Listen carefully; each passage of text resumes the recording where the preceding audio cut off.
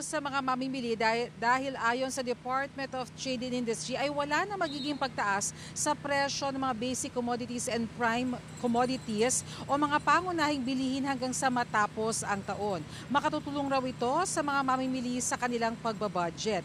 Makikipag-cooperate naman daw ang mga manufacturers para mapanatiling stable ang presyo. Samantala sa pag-iikot ng DTI ngayong umaga ay nakita nila na mas mababa pa nga sa SRP o suggested retail price ang presyo ng mga bottled water at kandila na mabenta tuwing undas. Payo ng DTI sumangguni sa kanilang SRP guide para makita ang basihan ng presyo. Samantala mababa pa ngayon ang presyo ng mga bulaklak sa Dangwa sa Maynila. Bukod sa mga rosas na ayon sa ilang nagtitinda kakaunti ang supply ngayon kaya umaabot sa 350 pesos ang isang bundle. Mas murang alternatibo naman ang orchids na 300 pesos at Malaysian mums na 150 pesos. Sa mga susunod na araw ay nakatakda rin na maglibot ang DTI sa mga tindahan ng mga Christmas lights para masiguro ang kalidad ng mga produkto.